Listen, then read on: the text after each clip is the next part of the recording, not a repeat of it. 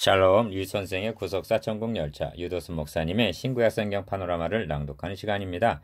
지금은 에베소서 파노라마 5장 15절에서 21절까지입니다. 지혜 있는 자 같이 하라. 그런즉 너희가 어떻게 행할 것을 자세히 주의하여 지혜 없는 자 같이 말고 오직 지혜 있는 자 같이 하여 세월을 아끼라. 때가 악하니라. 그러므로 어리석은 자가 되지 말고 오직 주의 뜻이 무엇인가 이해하라. 술 취하지 말라. 이는 방탕한 것이니 오직 성령의 충만을 받으라. 시와 찬미와 신령한 노래들로 서로 화답하며 너희의 마음으로 주께 노래하며 찬송하며 범사의 우리 주 예수 그리스도의 이름으로 항상 아버지 하나님께 감사하며 그리스도를 경외함으로 피차 복종하라. 에베소서 5장 15절에서 21절. 교회의 순결을 지키라의 세 번째 요소는 지혜 있는 자 같이 하라는 말씀입니다.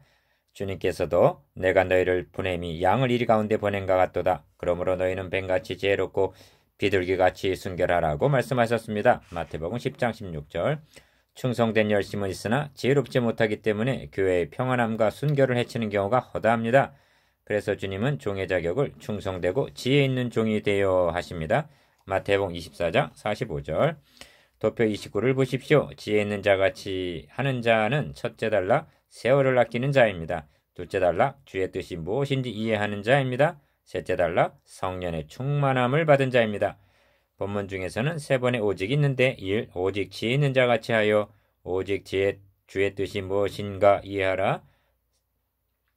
오직 성령의 충만함을 받아라. 오직 이 길만이 있을 뿐 다른 비결은 없다는 것입니다. 큰일 세월을 아끼라. 우리는 앞단원에서 그리스도인들은 어둠의 일에 가담하지 않을 뿐만 아니라 그리스도께서부터 받은 바 빛을 그들에게 비추어 그들이 행하고 있는 어둠의 일을 드러낼 뿐만 아니라 그들 자신도 빛이 되어 또 다른 사람들에게 비출 수 있게 하라는 강력한 권면을 받은 바 있습니다. 15절 말씀은 그런즉 하고 시작이 됩니다. 문자 그대로 그런즉 이 엄청난 사명을 어떻게 수행해 나갈 수가 있는가를 말씀하고 있습니다. 첫째로 그런즉 너희가 어떻게 행할 것을 자세히 주의하여 하신 자세히 주의하라입니다. 자세히 주의하다를 새 번역에서는 조심하여로, 공동 번역에서는 깊이 생각하여로 번역하고 있는 것만 보아도 그리스도인 된 우리들에게 신중하게 행하라, 주의 깊게, 규모 있게, 질서 있게 행하라는 의미가 포함되어 있는 것입니다. 작은 일 신중하게 행하라. 우리 중에는 어떻게 행할 것을 자세히 주의하여 행하지 않으므로 빛을 비추기는커녕 빛을 가리우는 일이 얼마나 많습니까? 이런 일은 은혜와 은사를 받았다는 일부 열심 있는 사람들 가운데서 종종 나타나는 일이기도 합니다. 그들의 특징은 보다 많은 부분을 충동에 의해 지배를 받습니다. 감정과 기분에 의해 행동을 합니다. 열심은 좋은 것이로되 잘못된 열심은 많은 해독을 끼친다는 것도 사실입니다. 이럴 때 예수님이라면 어떻게 하셨을까라는 제목의 책이 있습니다. 그런즉 어떻게 행할 것을 자세히 주의하는 사람들은 이렇게 깊이 생각하는 사람들입니다. 두 번째는 오직 지혜 있는 자같이 하여 하신 지혜입니다. 저 자신으로는 이 지혜를 대단히 중요시하고 있습니다.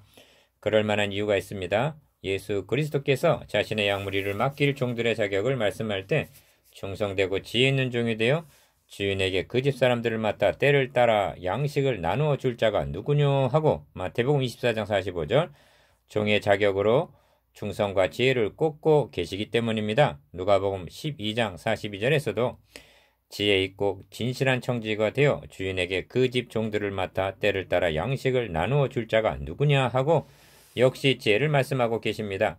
이 직무를 맡은 종된 저로서는 지혜에 큰 관심을 기울인다는 것은 너무나 당연하다 하겠습니다. 그렇다면 지혜란 과연 무엇입니까? 작으니 오직 지혜 있는 자같이. 고린도전서 2장 6절 이하에서 사도 바울은 우리가 온전한 자들 중에서 지혜를 말하노니 오직 비밀한 가운데 있는 하나님의 지혜를 말하는 것이니 곧 감추었던 것이라고 말씀합니다. 이 지혜는 하나님의 깊은 곳이라도 통달하시는 성령으로 말미암아 알게 되었다고 말씀합니다. 바울은 이 장을 이렇게 끝맺고 있습니다. 누가 주의 마음을 알아서 주를 가르치겠느냐? 그러나 우리가 그리스도 예수의 마음을 가졌느니라. 이 말씀을 요약하면 이러합니다. 하나님의 뜻을 아는 것이 지혜이다. 주님의 마음을 아는 것이 지혜다. 그러므로 에베소서 5장 17절에서는 오직 주의 뜻이 무엇인가 이해하라고 말씀하고 있습니다. 제 아무리 열심을 내고 주의 일을 한다고 해도 주님의 마음을 알지 못하고 행하며 하나님의 뜻을 올바르게 받들어 드리지 못한다면 결국은 일만 만드는 어리석은 자가 되기 때문입니다. 다음으로 우리는 세월을 아끼라 때가 악하니라는 말씀을 상고하고자 합니다. 이 말씀 문맥 그대로 지혜 있는 사람이 행하여야 하는 첫째 대목이 되는 것입니다. 작은 삶, 기회를 활용하라. 지혜 있는 사람은 세월을 아낍니다. 어리석은 자는 이소부와의 배짱이같이 세월을 허송합니다. 이 말씀은 시간을 잘 관리하라는 의미가 있습니다만 그것이 전부가 아닙니다.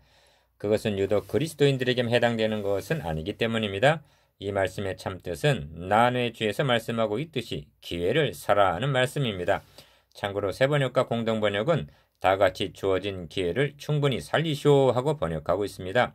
이 말씀은 대단한 충격과 신선함과 도전을 주는 말씀이기도 합니다. 이 세상을 살아간다는 것을 하나님의 큰 기회로 보는 것입니다. 모든 것이 변하고 쇠하며 지나갑니다. 이 나그네와 행인 같은 삶을 사는 우리들에게는 매일매일이 시간 분분 초초가 기회의 연속이라는 것입니다.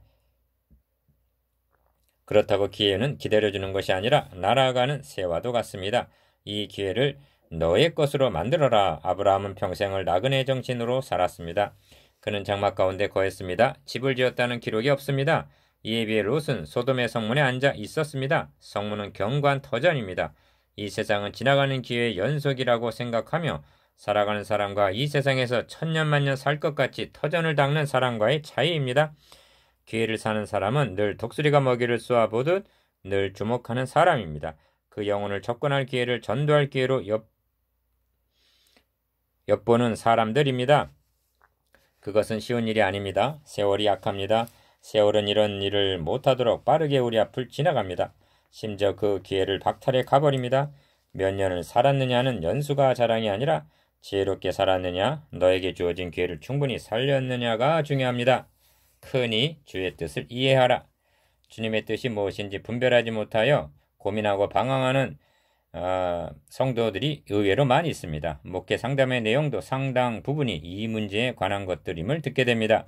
그래서 17절을 통해서 이에 대해 도움을 드리려고 합니다. 로마서 12장 2절 말씀에서는 하나님의 뜻이 무엇인지 분별하도록 하라고 말씀합니다. 본문에서는 오직 주의 뜻이 무엇인지 이해하라고 말씀하고 있습니다. 대부분 성도들은 이 말씀을 알고 있습니다. 그래서 목사님에게 찾아가서는 묻습니다.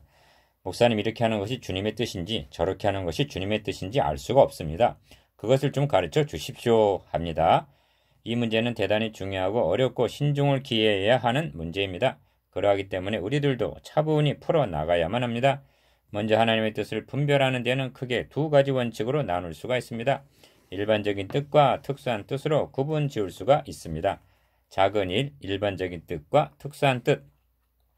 그런데 성도들이 안고 있는 문제들은 거의가 특수한 뜻을 알기를 원하는 것들입니다. 그에 반해 성경에서 말씀하고 있는 뜻은 시대와 종족과 문화와 모든 계층을 초월하여 하나님의 백성들 그 누구에게나 해당되는 일반적인 것을 말씀하고 있다는 것입니다. 우리는 먼저 이 점에 분명해야만 합니다. 로마서 12장 1절에서 2절까지를 보십시오. 1절은 그러므로 이렇게 시작이 됩니다. 그러므로 1장부터 11장까지에 걸쳐 진술한 하나님의 구원은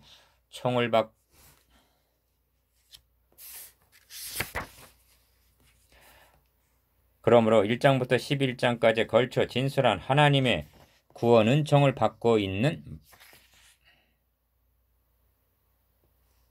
그러므로는 1장부터 11장까지에 걸쳐 진술한 하나님의 구원 은총을 받고 있는 말씀입니다. 너희는 이렇게 하나님의 은혜로 값없이 공로 없이 구원을 얻었다. 그러므로 앞으로는 어떠한 삶을 살아야만 하겠느냐? 너희 몸으로 하나님 기뻐하시는 거룩한 삶을 살도록 하여라. 너희는 이 세대를 본받지 말고 하나님께서 나 같은 죄인을 왜 구원하여 주셨는지, 나에게 바라고 계시는 것이 무엇인지, 하나님의 선하시고 기뻐하시고 온전하신 뜻이 무엇인지 그렇게 분별력 있게 살아가도록 하여라. 이런 뜻입니다. 그렇다면 거기서 말씀하고 있는 하나님의 선하시고 기뻐하시고 온전하신 뜻은 무엇입니까? 첫째는 거룩한 산제사라고 말씀하신 거룩함입니다. 두 번째는 기뻐하시는 거룩한 산제사라 하신 대로 주님을 기쁘시게 해드리는 삶입니다. 셋째는 산제사로 드리라 하신 헌신의 삶입니다. 이것이 우리 모두에게 주시는 일반적인 뜻입니다. 뜻을 분별하지 못해 애태우지 말고 그런 삶을 사십시오. 에베소 강해를 해오면서 지금까지 하나님의 일반적인 뜻을 말씀드려 오지 않았습니까? 아주 가까이는 4장 30절을 보십시오. 5장 1절을 보십시오. 성령을 근심하게 하지 않고 하나님을 본받는 자 되는 것, 그것이 우리에게 바라고 계시는 주의 뜻입니다. 고민하지 말고 이런 삶을 살도록 사모하십시오. 이것이 하나님의 자녀들에게 바라고 계시는 주의 뜻입니다. 묻습니다. 하나님께서 여러분에게 기대하고 계시는 뜻이 일반적인 뜻과 특수한 뜻 중에 어느 것이 먼저라고 생각되십니까? 이 답변에 주저할 분은 안 계실 줄로 믿습니다. 일반적인 뜻에 따르지 않는 사람이라면 특수한 뜻이 무엇인지 알았다 하여도 그대로 준행하지 않을 것은 뻔한 일입니다. 그 사람은 자기 유익, 자기 명예를 우선적으로 생각하는 자기중심적인 사람이기 때문입니다. 사례를 하나 말씀드리겠습니다. 어떤 젊은 남녀가 저에게 찾아와서 우리 둘은 이러이러한 사정과 관계인데 결혼을 해야 되는지 여부를 물어왔습니다. 제가 무엇부터 확인했을 것 같습니까? 당신들은 진정한 그리스도인들이요? 그리스도의 영을 모셨느냐? 거듭났으며 구원 받았느냐입니다. 목사를 찾아온 그들에게 있어 결혼 여부보다 구원 여부가 더 중요하고 긴급하고 우선해야 할 문제이기 때문입니다. 그리스도의 영을 모시지 못했다면 나는 그들에게 답변해 줄 적격자가 아니며 설사 주님의 뜻을 말해준다 해도 그들은 그대로 따르지를 않을 것이 뻔하기 때문입니다. 그렇다면 특수한 뜻은 어떻게 분별합니까? 작으니 하나님의 뜻을 분별하는 비결. 그것은 성경에 기록되어 있지 아니합니다. 그러므로 성경에 기록된 일반적인 뜻을 먼저 따르도록 그런 열정을 가지십시오. 그렇다면 여러분의 속에 내주하신 성령께서 심중에 분별력을 주실 것입니다. 자신의 영적인 상태로 판단에 확신이 서지 않을 때에는 성숙한 그리스도인들에게 조언을 구하십시오. 이 문제가 고린도전서 7장에 기록되어 있습니다. 고린도 교인들은 바울에게 특수한 문제들을 질문해왔지만 바울은 이에 대해서 주께 받은 것이 없었습니다. 바울은 충성된 종의 입장에서 자신의 의견을 말해주고 있습니다. 그리고 7장은 이렇게 끝맺고 있습니다. 나도 또한 하나님의 영을 받은 줄로 생각하노라. 형제들이여 자매들이여 성경에 기록된 분명하고 확실한 일반적인 뜻을 먼저 구하십시오. 추구하십시오.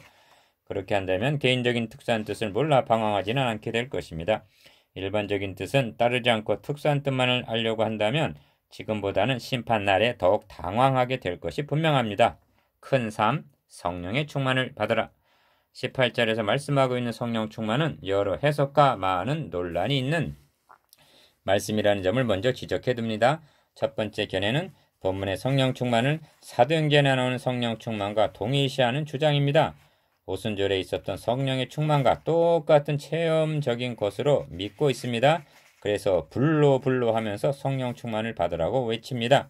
두 번째 견해는 고린도전서 12장 13절에서 말씀하고 있는 바 우리가 유대인이나 헬라인이나 종이나 자유자나 다 한 성령으로 세례를 받아 한 몸이 되었고 또 다 한 성령을 마시게 하였느니라 하신 바와 같이 그리스도인이라면 누구에게나 주어지는 성령의 거듭남과 내주하심이 있을 뿐 특별한 체험적인 것이라는 주장을 경계하는 해석입니다. 그런가 하면 세 번째 주장은 본문에서 말씀하고 있는 성령 충만은 그러한 수동적이고 체험적인 것이 아니라 그리스도인들에게 마땅히 있어야 하는 성숙한 삶의 상태를 의미한다는 주장입니다. 그런 거로 본문의 성령 충만은 구하고 기다리고 그래서 어느 일순간에 주어지는 경험적인 것이 아니라 하나님과 동행하는 삶을 살아가는 가운데 주야로 그 말씀을 묵상하는 삶, 그것을 말씀하고 있다는 것입니다. 본인은 세 번째 견해에 입각해서 말씀드리고자 합니다. 작은 일, 말씀 충만. 그 첫 번째 이유로 문맥적으로 보아 그러하다는 것입니다. 성령의 충만은 사도행전 여러 곳에서 말씀하고 있는 바요. 기독교 2000년 교회사를 통해서 볼 때 분명한 역사입니다. 그럼에도 불구하고 본문은 이제부터는 더 이상 어린아이가 되지 말라고 합니다. 이제부터는 더 이상 불신자 때의 습관과 행실을 행해서는 안 된다고 합니다. 그리스도의 장성한 분량에 이르도록 자라가야만 한다고 합니다. 그러므로 사랑을 입은 자녀같이 너희는 하나님을 본받는 자가 되라고 합니다. 좀 더 구체적으로 말하면 음행과 온갖 더러운 것과 탐욕은 너희 중에 그 이름이라도 부르지 말라고 합니다. 돌이켜 감사하는 말을 하라. 주께 기쁘시게 할 것이 무엇인가 시험해 보라는 등 문맥적으로 볼 때 본문의 성령 충만이 밖으로부터 주어지는 경험이 아니라 가르치고 배우고 깨닫고 결단하고 힘써서 추구해 나가야만 할 능동적인 것임을 알 수가 있습니다. 바로 앞에 있는 5장 15절부터 보십시오. 그런즉 너희가 어떻게 행할 것을 그렇습니다. 그것은 우리가 행해야 할 그 무엇인 것입니다. 지혜 있는 자가 되어라. 시간을 아껴라. 주의 뜻이 무엇인가 이해하라. 술 취하지 말라. 성령의 충만을 받으라. 사도는 우리가 힘써 행해야 하는 목록들을 말씀하고 있는 중입니다. 작으니 골로새서의 병행 귀절. 두 번째 이유로 에베소서와 동시에 써서 함께 두기고를 통해 전달된 것으로 믿어지는 골로새서에 나오는 병행 귀절을 볼 때 그러합니다. 골로새서 3장 16절 이하에 보면 그리스도의 말씀이 너희 속에 풍성히 거하여 모든 지혜로 피차 가르치며 권면하고 시와 찬미와 신령한 노래를 부르며 마음의 감사함으로 하나님을 찬양하고 이렇게 말씀은 계속됩니다. 여러분들께 에베소서 5장 18절에서 20절까지와 골로새서 3장 16절에서 17절까지를 비교해 볼 때 에베소서에서의 성령 충만이 골로새서에서는 어떻게 표현되어 있는지 확인하셨습니까? 말씀이 너희 속에 풍성히 거하여입니다. 그리스도인이면서도 그 속에 말씀이 텅 비어 있는 사람이 있는가 하면 말씀이 충만해 있는 사람이 있습니다. 요한일서 2장 14절은 청년들아 내가 너에게 쓴 것은 너희가 강하고 하나님의 말씀이 너희 속에 거하시고 너희가 흉악한 자를 이기었음이라고 말씀합니다. 에베소서에서도 성령의 검 곧 하나님의 말씀을 가지라고 권면합니다. 6장 17절 사도는 지금 에베소 성도들이 다 이렇게 되기를 열망하고 있는 것입니다. 이것이 곧 성령의 충만을 받으라는 뜻입니다.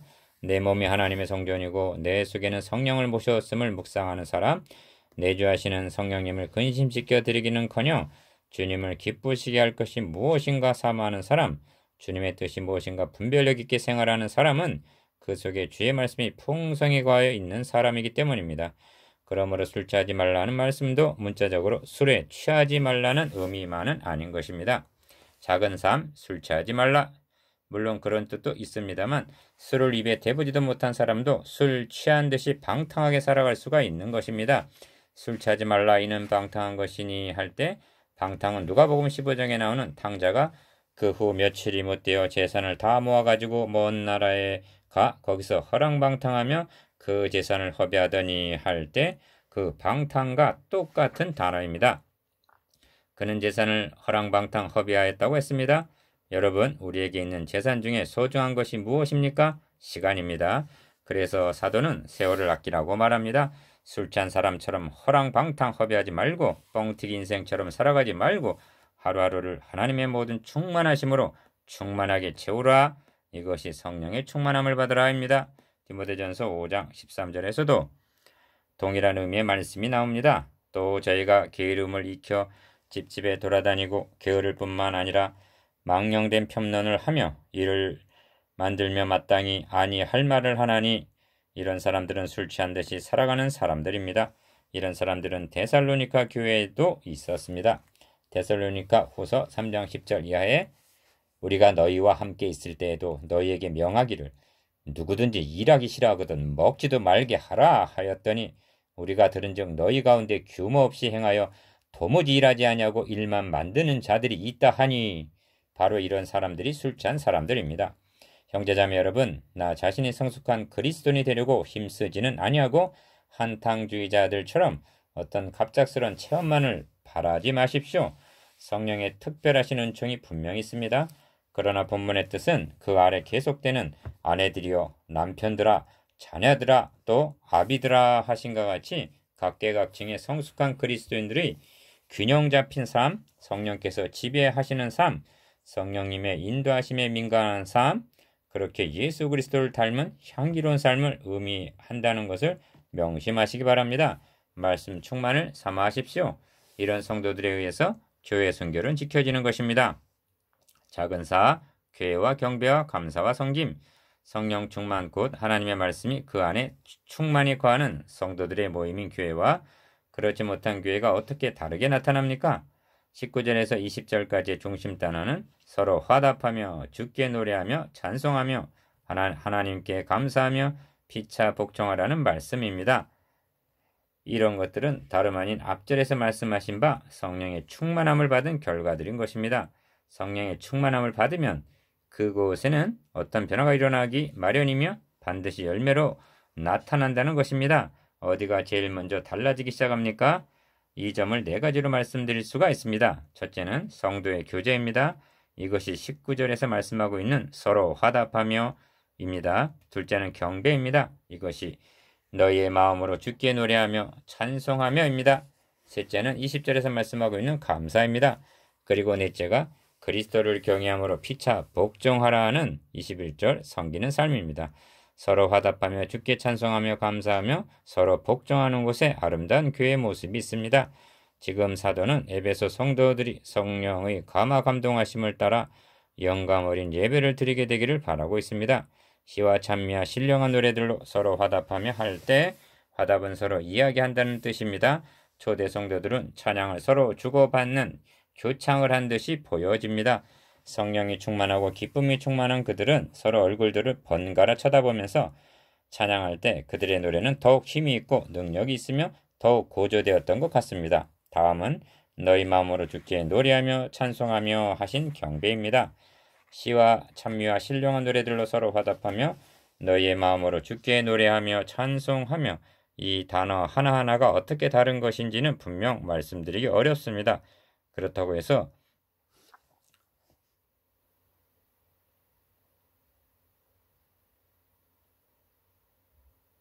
느껴지는 분위기는 예배 순서에 얽매여 있는 의식적인 예배 분위기와는 전혀 다르다는 느낌입니다. 한마디로 하나님의 모든 충만하신 것으로 충만하게 하심을 입은 자들의 예배 모습인 것입니다. 앞으로 살펴볼 것입니다만 우리의 가정이 그러해야만 하겠습니다.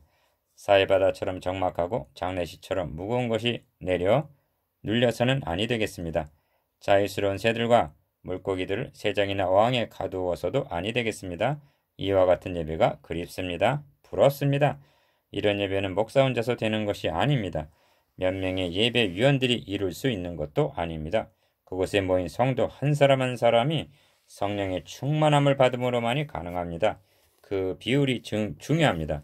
영광 가운데 거하는 사람이 절대 다수이면 나머지 메마른 사람들도 충만해지기는 쉬운 일입니다. 그러나 이것이 정반대일 경우는 충만한 사람도 소멸되기가 쉽습니다. 다음으로 20절의 감사를 생각해 보겠습니다. 이 말씀을 요약하면 데살로니가전서 5장 18절의 말씀처럼 범사에 감사하라입니다. 범사란 좋은 일 때뿐만 아니라 좋지 않은 일에도 감사하기를 잊지 말라 하는 뜻입니다. 이 점에서 주의해야 할 것은 범사 자체를 인하여 감사라는 뜻이 아니라는 점입니다. 남편이 부정을 저질렀는데도 이렇게 해주셔서 감사합니다 하고 말한다면 기독교를 모독하는 것이 되고 맙니다. 그런 중에서도 우리에게 행하시는 하나님의 변함없으신 사랑과 은혜를 생각하면서 감사하는 마음에 변함이 없어야 한다는 뜻입니다. 특히나 독생자까지 아낌없이 내어주신 하나님의 사랑을 생각할 때 더욱 그러합니다. 그래서 우리 주 예수 그리스도의 이름으로 항상 아버지 하나님께 감사하라고 말씀하고 있는 것입니다.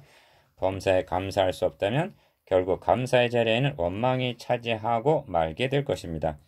은혜를 한 사람은 그 은혜의 하나님을 신뢰하는 중에 지금은 이해가 안 되고 힘들고 어렵더라도 고난 중에서도 혼란 가운데서도 범사에 감사할 수가 있는 것입니다. 큰 것이 사실이라면 작은 것은 더 말할 필요가 없다는 전적인 의탁인 것입니다. 이러한 신앙은 아무에게나 기대할 수 있는 것이 아니라 하나님의 말씀이 그의 마음에 거하시는 성령 충만한 사람에게서 기대할 수 있는 삶인 것입니다. 다음은 21절에 그리스도를 경외함으로 피차 복종하라는 말씀입니다. 이는 섬기는 삶을 의미합니다. 우리는 이렇게 하지 않고 있는 경우부터 생각해 보아야만 하겠습니다. 성경적인 지식이 많은 사람, 기도 많이 한다는 사람, 은사를 받았다는 사람, 그래서 성령이 충만하다는 사람 중에는 남을 비평하고 판단하며 주장하는 자세를 취하는 사람들이 있습니다. 그들로 인하여 교회는 평안에 매는 줄로 성령이 하나 되게 하신 것을 지켜나가는데 손상을 입게 됩니다. 그들은 교회를 섬기는 것이 아니라 주관하려고 합니다. 신앙생활에 있어서 중요하고 어려운 것은 균형과 조화를 이루는 일입니다. 그런 사람은 어딘가 균형을 이루지 못한 결함이 있기 때문입니다. 피차 복종하라고 말씀합니다. 그리스도를 경외함으로 말입니다. 이는 이웃과의 관계에 있어서 원리가 되는 말씀입니다. 바로 이어지는 아내들이여 남편에게 복종하라 하심도 22절 종들아 상전에게 순종하라 하심도 6장 5절 그 근거를 그리스도를 경외함으로 피차 복종하라에 두고 있는 것입니다. 그러므로 이렇게 성숙되고 훈련되지 못한 성도는 결혼생활이나 가정이나 직장생활에서 피차의 어려움을 겪게 되는 것입니다. 교사 생활을 잘하던 자매가 결혼하여 고부간의 어려움을 겪는 것을 보게 될 때 목회자로서 안타깝기 이를 데 없습니다. 그는 잘 감당해 줄 것을 기대했는데 말입니다. 이러한 것은 어느 일방의 책임이라기보다는 그리스도를 경외함으로 피차 복종하라에 피차가 이르지 못했기 때문입니다. 교제와 경배와 감사와 섬김의 삶은 교회 순결을 지키며 하나님의 이름을 거룩히 여기심을 받으시게 하는 성숙한 그리스도인의 삶인 것입니다. 이에 이르기 위해서는 다른 비결, 다른 지름길은 없습니다. 오직 성령의 충만함을 받는 데서만이 가능합니다. 묵상해 봅시다. 1. 왜 세월을 아껴야 합니까? 2.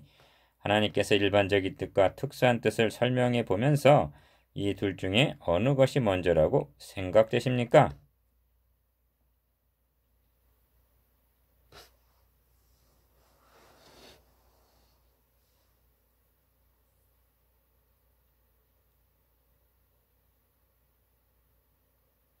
하나님께 일반적인 뜻과 특수한 뜻을 설명해 보면서 이 둘 중에 어느 것이 먼저라고 생각되십니까?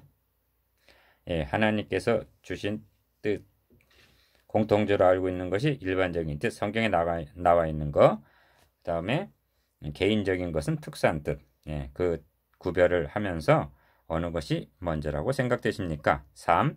성령의 충만을 받으면 어떤 열매들이 나타납니까?